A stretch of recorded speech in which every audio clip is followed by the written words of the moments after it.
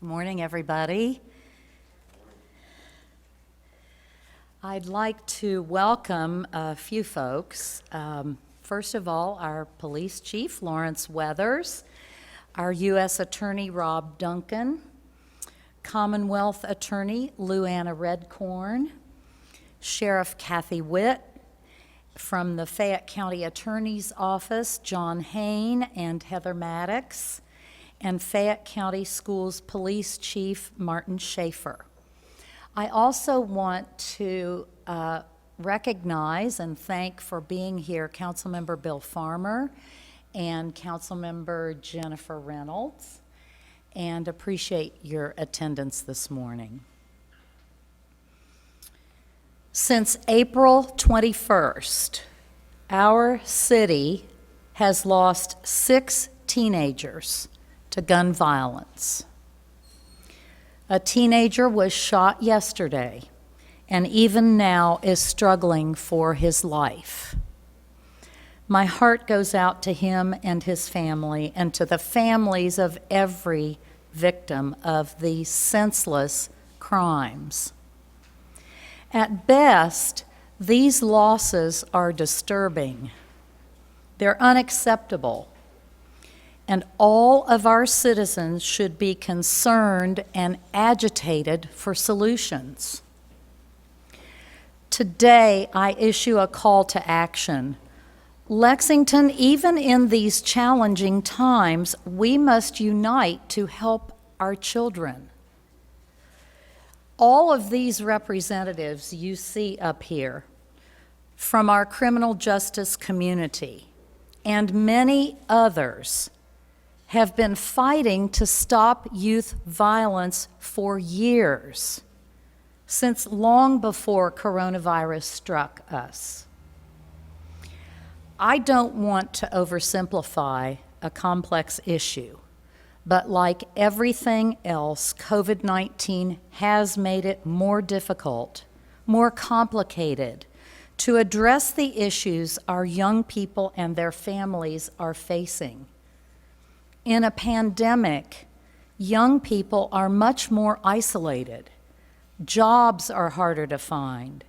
Church services and school classes are virtual. No football, no basketball, no soccer practice. At every turn, our young people are cut off from the people who might normally help them. A concerned boss, a caring minister, a talented teacher, a supportive coach. That's why all of us in Lexington have to step up. Today, I'm asking teens first to help one another. If someone you know is headed down a dangerous road and you know it, speak out. Tell an adult who can help. Silence is no longer an option. Today, I'm asking parents, aunts, uncles, grandparents, church members, teammates, coaches, to reach out and help a young person. Today, I'm asking employers, co-workers, colleagues, to offer a helping hand to a struggling family. And today, I'm asking anyone who might have information to help our police solve a crime, or even more importantly, to help save a life by stopping a crime before it happens. Please speak up. We need you to do this. Now is the time. It's not in 2 months or 3 months or 4 months. It's now. It's today. The lives of our young people, who are our future, are hanging in the balance. This call to action means we have to unite to turn our children away from a path of violence. This is what we're talking about. It's going to take every single one of us. In closing, I want to say that many families tell us they need mental health services to cope with the emotional trauma that's being caused by this violence. Counseling can help young people find the tools they need to become more resilient. Mental health resources are available for anyone in Lexington who has been affected by acts of violence. Several of the local criminal justice agencies here today offer victim support services. You have a list of those services in the news release you've received today. Now let me give you a few places you can contact. If you can help our young people by offering jobs, mentoring, or other resources, contact Laura Hatfield with One Lexington. She can connect you with the Safety Net Initiative and other community programs and resources. Laura's email is lhatfield@lexingtonky.gov, and her phone number is 859-258-3116. Or contact our Division of Youth Services. We have our Social Services Commissioner, Chris Ford, with us today. They run a PAGE program. PAGE stands for Parent and Guardian Empowerment. We offer free case management services for families of teenaged youth. The PAGE program is housed at the Black and Williams Center on Georgetown Street, and the phone number is 859-300-5330. Now, when we're finished with our press conference, we have lots of people, you see them all behind me, who are willing to answer questions about programs they have, services they offer.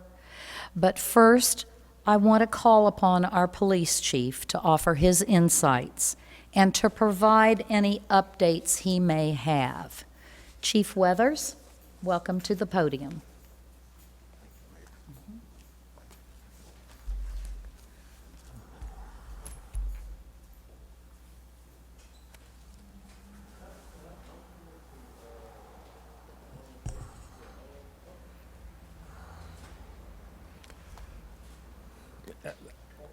I don't like being here for this reason,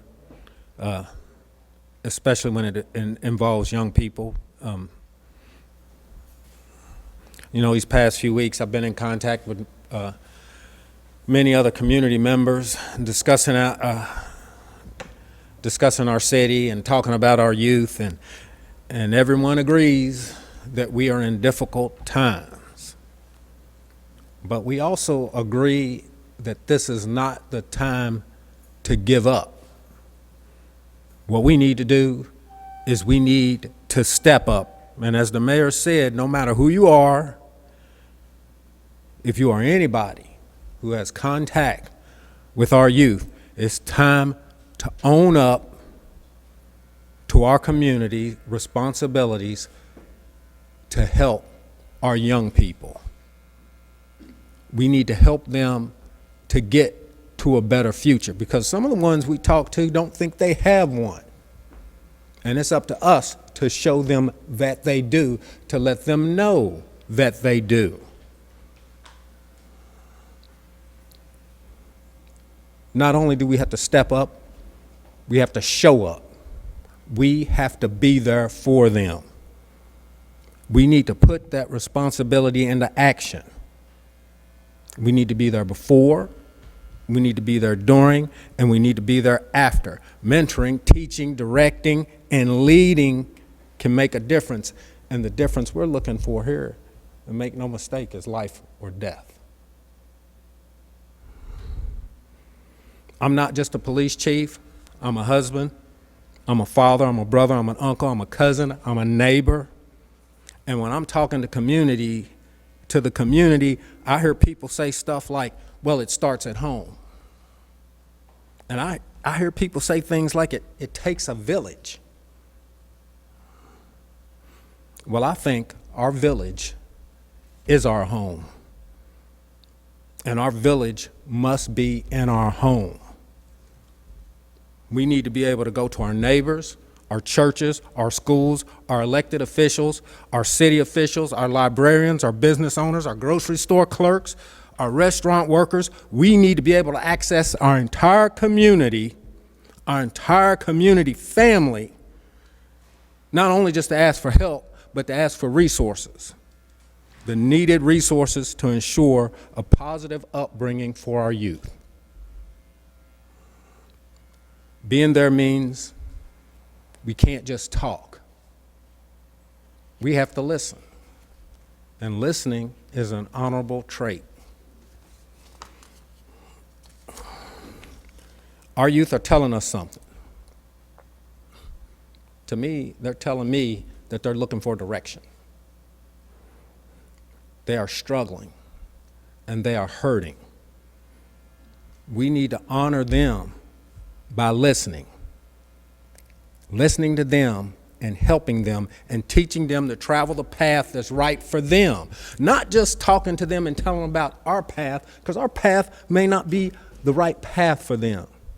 But we need to listen to them and direct them to where they need to go and where they need to be. We need to listen. We need to honor up. We must honor youth as we honor our families, our community, and as we honor our faith. All I'm saying is what I'm seeing now is not right. We can't just look for someone to come swooping in with some kind of magic words or some kind of magic program to help us find happiness.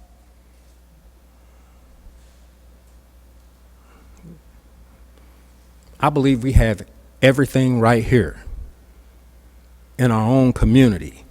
I believe if we want to find happiness, we don't have to look any further than our own backyard. All we need to do is step up, own up, and honor up. We can't wait for this. We need to do it now. We can't have any more of our future thrown away. We can't have any more of our young people's lives lost. We can't have any more lives lost. We're struggling with a lot of different things. This is something that we need and we have to and we must do. That's all the comments I have to say. If you got any questions, I'll try to answer them if I can, or anybody else up here will try to answer them. Chief, the 6 victims we're speaking of, are they all minority males? All males, and no. How do you figure those teenagers are getting these guns? We ask that question all the time. Sometimes, unfortunately, we still have people leave firearms in vehicles, and we have those firearms stolen from vehicles. Sometimes they're taken out of homes, not necessarily through burglaries, but through homes people live in because they're unsecured. But we do have some taken out of burglaries. Sometimes, sad to say, people might buy them for the young people. Are any of these shootings related in any way? We have not seen that and not been able to determine that or any evidence that leads that way. In which cases are you still looking for suspects? I think we're up to 24 homicides now. I think in about 7 of them we're still looking for suspects. Have you found a common denominator as to why these things are happening? Not really. It's all over the place. I think it's a little bit of people arguing with each other. It's a little bit of some of them are involved in activities they shouldn't be in. It's all over the place. Well, you say that young people are fascinated with guns, fascinated with the street life. I don't know if I can make that broad a statement, so I can't really say that. Do you think, I mean, we talked about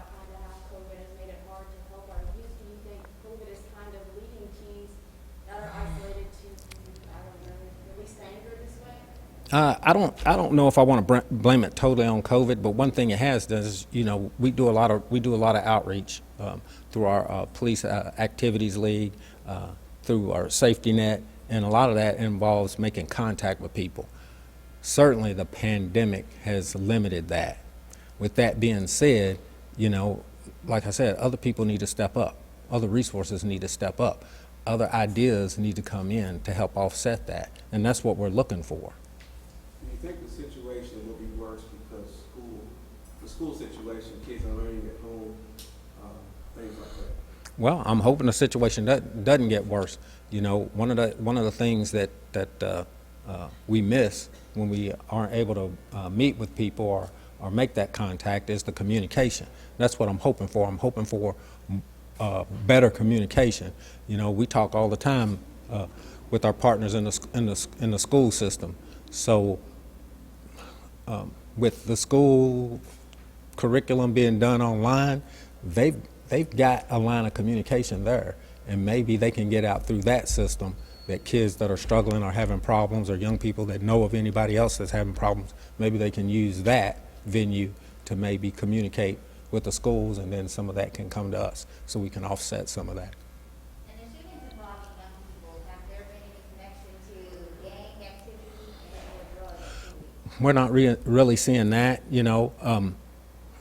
Our gang unit is also called out on these to investigate. Some of them do have some ties to gangs, but what we're not seeing the activity being gang motivated, or it's usually what we see is these people have some other kind of association and there's some kind of other issue involved. You had a program launched, I think it was in January. It was a while back. I can't remember the name of the program, but it was like a preemptive strike. Safety net. Is that working? Well, I think we were seeing some success in that. We matched people up with the resources that they need. COVID set us back on that a little bit because we were trying to figure out how to work it, and we started getting it up and still making contact the best way we can. Again, some of the close contacts we used to have kind of fell by the wayside, and that's what we were missing. Now we're getting some of that back up, and I think safety net is getting back in there, and we're getting things back on track. What has been some of the motivation with these shootings? I'm not really sure. Like I say, it's several different factors, so I'm not really sure I can just pinpoint one motivational factor. Are most of them starting in fights that are leading to arguments that are leading, or you would say that? I can't say for most of them.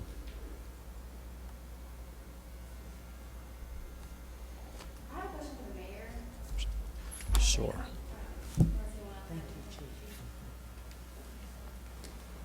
Thank you, Chief. And before your question, I'd like to thank Councilmember Josh McKern. I see him back there and recognize him. Thanks for coming. Mayor, I just had a question about the council meeting last night. You mentioned teen violence. It's not just in Lexington, we're seeing this nationwide. Can you kind of elaborate that? I have learned from the chief. The chief and I talk almost every day. We're in very close communication about these things, and I did learn that this teen violence is being seen across the country. So everyone's kind of seeing this spike in homicide as well as teen violence. They're all dealing with this same kind of thing that we're dealing with. And I want to encourage you, we've got the chief of the Fayette County Public Schools, we've got our U.S. Attorney, Commonwealth Attorney, County Attorney, we've got Sheriff Witt, if you have any questions for them, because we value this partnership we have with all of our public safety folks. Mayor, are there specific things you think the city can do to be proactive in stopping gun violence? I know you touched on the fact that COVID is kind of causing issues with community programs. Are there community programs you think you could help fund more or launch that could solve some of these problems?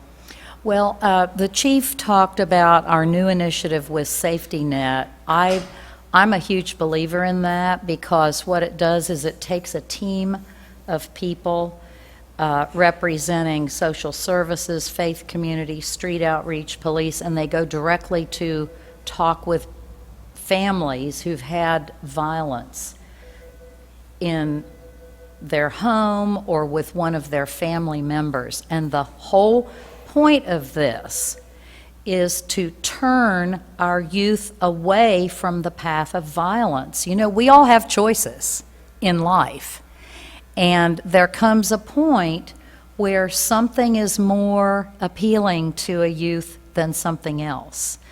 And I mentioned our mental health programs. I'm a big believer in that because people right now are dealing with issues that are creating lots of different challenges.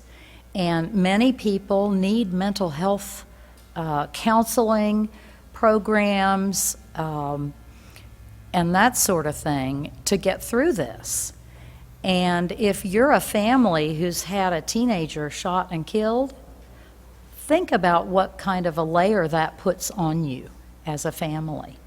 And so we have that. I mentioned Laura Hatfield and One Lexington. We are, we continue to work with those kinds of programs. But I'm telling you, this is now, I am a huge believer, this has now got to include parents, mothers, fathers. I've raised a son, and they become bigger than the mom usually. And it's a big challenge to raise a teenager and to help them be resilient enough and make the proper choices when they have all this peer pressure. And that's what we're talking about, is supporting, raising these youth to make good choices and be resilient. Because let's face it, life doesn't always give us what we want, right? So we have to help them work through this. Mentors and coaches could be huge in this process because so many of our youth look up to their coaches and their teachers. Sorry, that's a long answer to your question. Yes, one of the attorneys. Let's hear what the question. Who would, let's hear the question and then they'll figure out who's going to answer it. Well, aside from the community, aside from the family, how can the criminal justice system help young people from gun violence? Do you want to take that? I'll take that. I think Heather's our juvenile specialist. Yes, ma'am. Hi, I'm Heather Maddox, Assistant County Attorney, and I am the Juvenile Court Prosecutor. Unfortunately, the criminal justice system doesn't have the best tools to help with this, and that's why I have been involved with the safety net. I can tell you that Laura Hatfield and I had a meeting this week with some community members in the Woodhill neighborhood. We have kind of hand-selected a small group of very, very high-risk youth in that neighborhood that they are looking to be allowed to work with. It's, as a parent of teenagers myself, it's troubling when I see 15, 16, 17-year-old children come into court on gun charges and they're asked, why do you carry a gun? And they say, I need to carry a gun for protection. No child should feel like they need a gun to walk back and forth to school, to go down the street to their friend's house, to go visit their cousin. And yet, so many of our children do feel that. I know that there have also been some questions about mental health. A lot of these kids who come to juvenile criminal court start out in the family court system. Parents are absent, parents have addiction issues, parents are incarcerated.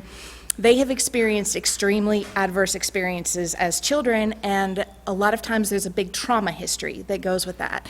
So Judge Lindsay Hughes Thurston, Judge Melissa Moore Murphy, Chief Weathers folks at the school system, Chief Schaefer's folks at the school system, the Public Defender's Office, myself, and some other community partners have started meeting. We are forming a juvenile treatment court to help provide services. It will be modeled somewhat on our Fayette County Mental Health Treatment Court that we currently have been running since 2014 for adults. The idea is, instead of looking at these children and saying, you're breaking the law, and kind of reinforcing the message that society has no use for them, we are looking to set them up with services to help them acknowledge that trauma can leave lasting impact, can cause you to need mental health services, that there is nothing to be ashamed of if you need mental health assistance. I tell people all the time, I speak to my therapist every other week. It helps keep me going because this is a tough job. And some of the kids that we've recently lost, I have been acquainted with, and I know that they have experienced loss after loss after loss of their peers. When you have a 16-year-old in court and they reveal that they have already lost 10 friends, people in their own age group, to gun violence over the course of their short life, it's hard for us to expect a different outcome than what we're seeing. We are all very, very invested in trying, and our partners at DJJ and our partners with the Division of Youth Services are an absolutely essential part of that. We're blessed in Lexington to have 2 agencies to help our young folks, but unfortunately, even though in the statute, juvenile court is supposed to be focused on treatment, and I'm probably the only prosecutor in the office who has a mandate to actually consider the best interest of the people I prosecute, nevertheless, a lot of our options feel like punishment. You're on probation, you're committed to the Department of Juvenile Justice and sent away from your community. Yes, you're provided treatment, but I think a lot of times the treatment doesn't really translate into skills that they can effectively use when they're back in the environment where the problems first happen. And that is why we're meeting and trying to get a treatment court is what we're going to call it, to help with the stigma attached to mental health issues, but a treatment court to help these young people who have experienced so many traumatic events in their life. And we're hoping that that can be one more tool in the toolbox that we have, because obviously the tools that we currently have, despite our best intentions, are not getting the job done.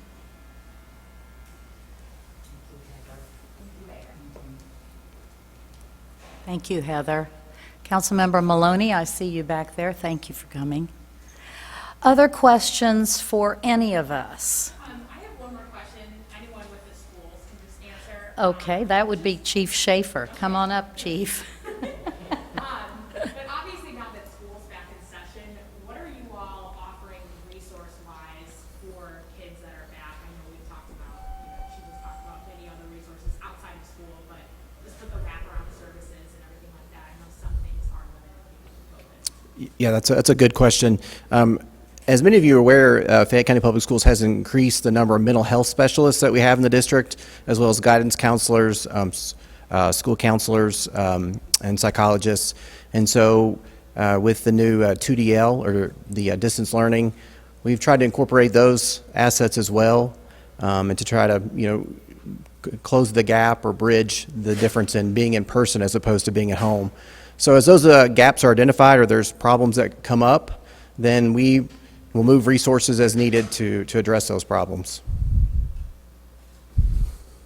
Sir, do you think that the school being distant learning has an effect on the violence or violence may to come? Well, as the Chief Weathers had stated too, it's tough to speculate on some of these things. Obviously, it's not optimal that we would like to be in person, and we feel like we can better serve the youth of our community in person. But I hate to speculate on how much of this is directly attributed to distance learning.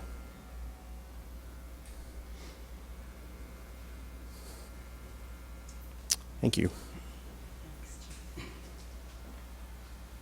Thank you so much. Are there any other questions? Mayor, I have one more either for you or the chief. Okay. Chief Weathers mentioned that even though these homicides aren't usually directly tied to gang activity, there are still gang ties for some of these folks. Do you think Lexington has a gang problem? I think I let the chief address that. Chief?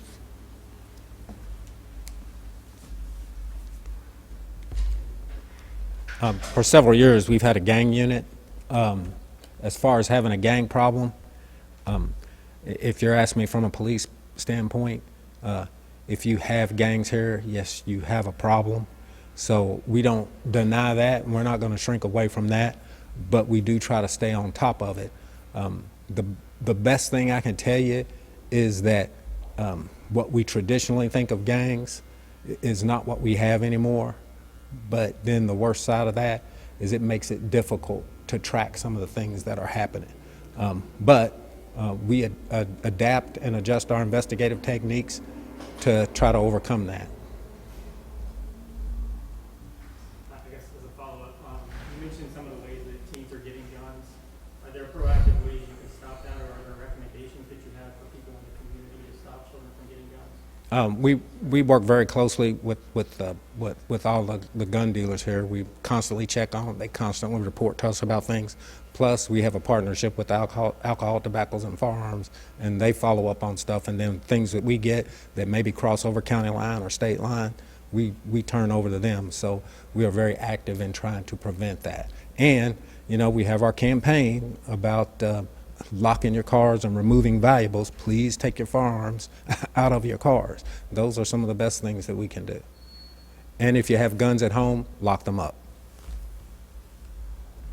We're hearing some of the victims of these recent homicides knew each other, particularly the Fayette Mall and then McHale. Can you say anything to that? Most of the homicides we have, they're not strangers. They are acquaintance, so I wouldn't say that that's not true, because that's the way it is for most of them, regardless of whether it's juveniles or not.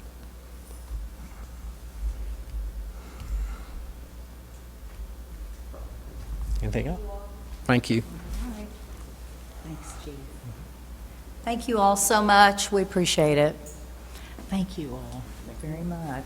I love that we have strong partnerships.